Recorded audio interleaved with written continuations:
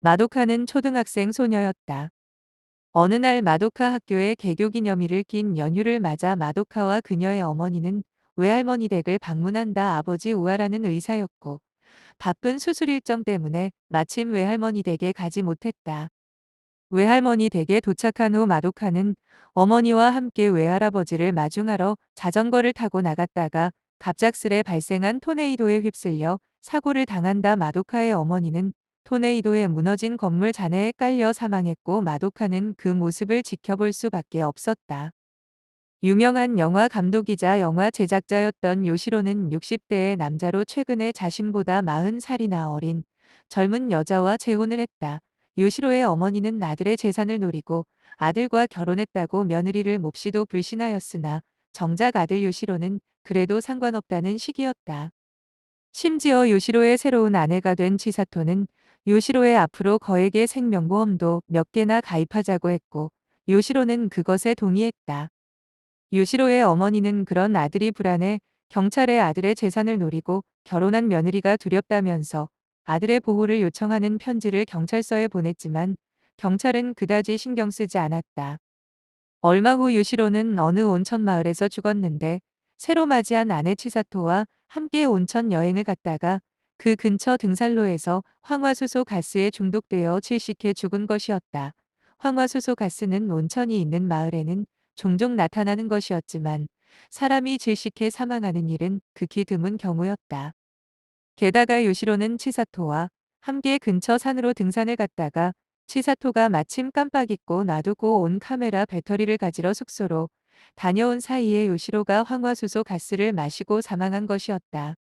아들의 신변이 불안하다고 경찰에 보호 요청을 한 편지가 온 지 얼마 되지 않아 그 아들이 사망했으므로 그 지역 경찰은 부랴부랴 수사를 할 수밖에 없었다. 그 사건이 있은 후 얼마 되지 않아 300km 정도 떨어진 다른 온천 마을에서 똑같은 황화수소 가스에 중독되어 사망한 사건이 발생한다. 죽은 사람은 나스노라는 사람으로 무명 생활을 오래한 배우였다. 나스노는 한 영화 관계자로부터 전화를 받고 마침 대역이 필요한 배역이 있고 촬영 장소는 눈이 쌓인 온천 마을이었다고 했다. 나스노를 태운 차는 어떤 여자가 운전하였고 산길 앞에 나스노를 내려준 후 그녀는 나스노에게 산 중턱의 어느 빨간 벤치 앞까지 스스로 올라가라고 말한다. 나스노는 혼자 그녀가 말해준 지점까지 올라가다가 마침내 그 빨간 벤치를 발견하였고 그 앞에서 잠시 서서 담배를 피우던 중 황화수소 가스를 들이마셔 그대로 죽고 만다. 온천 마을에서 황화수소 가스에 의한 중독사가 일어나자 마을에서는 황화수소 가스 탐지를 대대적으로 하였고 그 가스 탐지를 조사하고 분석하기 위해 대학에 실력 있는 지구화학 교수인 아오에 교수를 초빙한다. 아오에 교수는 영화인이었던 요시로가 사망한 곳으로 지역 관계자와 함께 방문하였고 과연 그곳에서 사람의 치사량의 황화수소 가스가 발생할 가능성이 있는지를 조사한다. 아오에 교수는 물론 아주 드문 확률로 그 정도의 황화수소 가스가 발생할 수는 있지만 그 사건 후로 그 지역에 걸쳐 황화수소 가스를 탐지했으나 아주 미미한 정도일 뿐이었다. 아오에 교수는 그 사건 장소를 조사하고 내려오는 도중에 어떤 젊은 여성을 발견했는데 그 여자는 출입금지 표시가 되어 있음에도 들어와 무언가를 찾고 있는 듯 했다. 그래서 아오에는 이곳은 지금 수사 중이라 출입이 금지된 곳이라고 그녀에게 말했고 그녀는 알았다며 산을 내려갔다. 아오에 교수는 얼마 후 300km 떨어진 다른 마을에서 발생한 황화수소 가스 중독사를 조사하기 위해 또 그 마을로 갔는데 저번에 요시로가 사망한 장소에서 보았던 그 젊은 여자를 거기서 다시 보게 된다. 그리고 그녀에게 우연치고는 무언가 두 사건과 관련이 있어 보이는 그녀에게 다가가 무슨 일로 이곳에 왔는지 묻는다. 그녀는 마도카였고 그녀는 어떤 남자를 찾기 위해 온 것이라고 했다. 20대의 한 청년의 사진을 보여주며 그녀는 그 남자를 찾고 있다고 했다.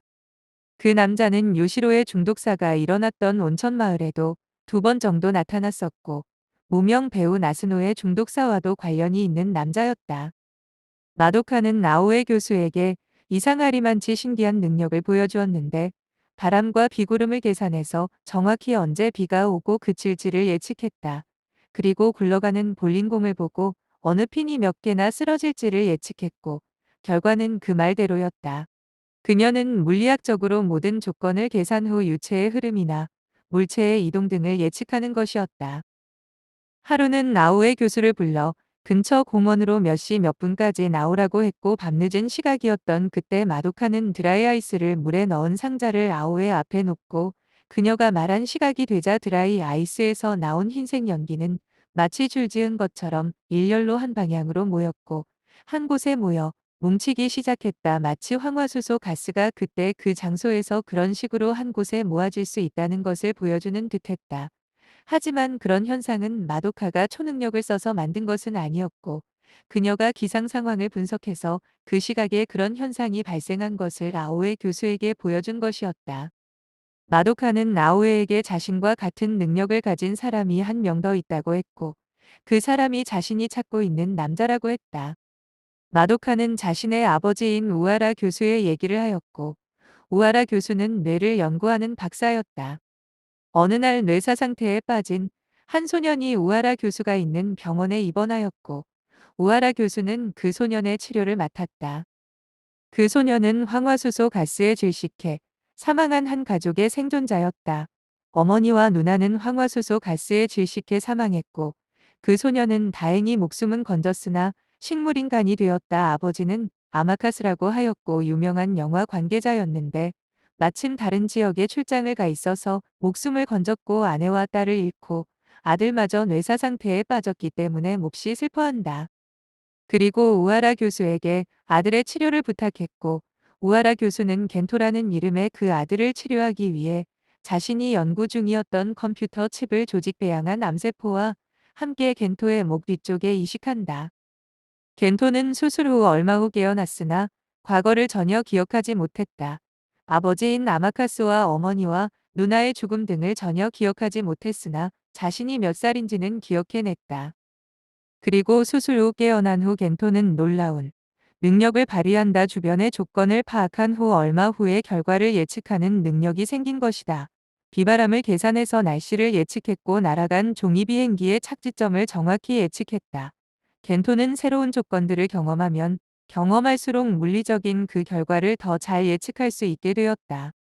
어느 날 마도카는 휴대폰을 집에 놓고 출근한 우아라 교수인 아버지에게 휴대폰을 가져다 주기 위해 그의 연구실로 찾아갔다가 우연히 겐토와 마주친다. 겐토는 아직도 우아라 교수의 치료를 받으며 훈련 중이었고 겐토는 마도카에게 자신의 신비한 능력들을 보여주면서 점점 친해진다.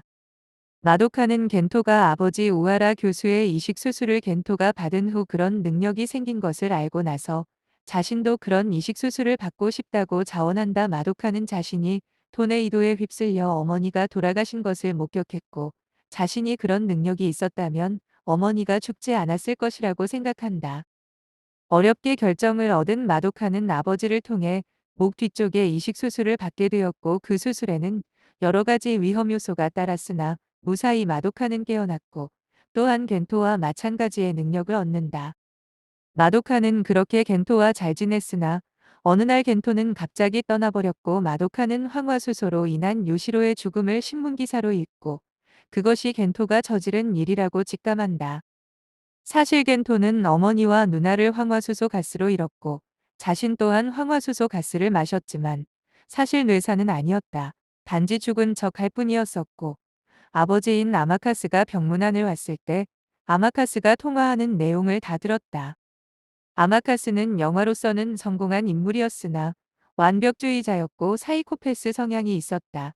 아마카스는 완벽함을 추구하는 반면 자신의 아내와 자식들은 그렇지 못한 것이 싫었고 지인들을 통해 가족들을 살해할 계획을 세웠다. 황화수소 가스로 아내와 자식들을 살해할 계획에 동참했던 사람은 같은 영화 관계자였던 요시로와 나스노였다. 그리고 아마카스 자신은 그 사건 당시 다른 지역에 출장을 갔고 알리바이가 있었다. 아내와 딸이 죽었으나 아들은 아직 뇌사 상태지만 숨이 붙어 있는 것을 확인하러 온 아마카스는 아들이 뇌사 상태에 빠졌다는 얘기를 듣고 무심결에 아들 겐토 앞에서 통화를 하게 되었고 아들 겐토는 그 얘기를 다 들어버렸고 뇌사 상태에서 깨어나서도 자신은 기억 상실증에 걸린 척한다. 하지만 자신의 나이를 기억하는 기억상실증 환자는 드물기 때문에 우하라 교수는 겐토의 거짓말을 눈치채고 만다. 우하라 교수는 겐토가 자신의 아버지와 그 공범들에게 복수하기 위해 탈출한 것을 알고 겐토의 행방을 찾는다. 하지만 겐토는 이미 국가적인 중요한 연구 소재였기 때문에 정부기관에서 겐토의 행방을 찾는다. 겐토는 일단 요시로에게 복수하기 위해 요시로의 새로운 젊은 부인 치사토에게 접근한다. 치사토가 운전 중이었던 차의 신문지가 갑자기 날라와 앞 유리를 덮어버렸고 치사토는 급히 브레이크를 밟았으나 겐토를 살짝 치고 만다. 겐토가 무사한지 치사토는 확인하러 나왔고 겐토는 병원 치료를 받게 해주면 사고를 없었던 일로 하겠다며 치사토의 환심을 산다. 치사토는 어릴 때부터 가난했고 무능력한 남자와 결혼하여 고생하시는 어머니의 말을 따라 나이가 많지만 돈이 많은 요시로와 결혼했다. 하지만 나이 많은 남자와 결혼 생활은 재미가 없었고 그렇다고 요시로가 금방 죽는다는 보장도 없었다. 겐토는 치사토에게 접근하였고 그녀와 육체적인 관계도 맺게 된다. 그리고 치사토에게 살인하지 않으면서도 치사토의 남편을 죽게 하는 방법을 치사토에게 알려주었고 그 방법이 온천마을에서 황화가스 중독으로 살해하는 것이었다. 치사토는 겐토의 말에 이끌려 남편을 죽게 했지만 그 대신 겐토의 부탁 두 가지를 들어주어야 했다. 겐토가 복수하고자 하는 두 명 즉 나스노와 아마카스를 죽이는데 협조해달라는 것이었다. 무명 배우였던 나스노를 차에 태워 산길 앞에 내려준 후 빨간 벤치까지 걸어가게 한 사람은 바로 치사토였다. 그리고 아마카스에게 접근해 겐토가 말한 시각과 장소에 아마카스를 데려다 주어야 했다. 아마카스는 치사토의 전화를 받고 약속 장소로 향했다. 아마카스는 자신에게 곧 닥칠 일을 스스로도 알고 있었다. 아마카스는 곧 자신의 아들인 겐토를 보러 갈 것을 알았다. 그들을 뒤따른 것은 마도카와 아오의 교수였다. 마도카는 겐토와 마찬가지로 주변 조건들을 계산해서 얼마 후 어떤 일이 발생할지 예측 가능했다. 치사토와 아마카스가 탄 차를 미행해 결국 어느 산 꼭대기에 있는 낡고 허름한 건물로 따라간 마도카와 아오에는 겐토가 그 건물에서 치사토와 아마카스를 만나는 것을 목격한다. 겐토는 치사토에게 당신은 필요 없으니 피신하라고 말했지만 아마카스는 혼자 죽을 수는 없지 하며 치사토를 인질로 삼는다. 그때 마도카는 기상 상황을 분석하였고 곧 그 장소에 강한 강풍이 순간적으로 몰아치리라는 것을 예측한다.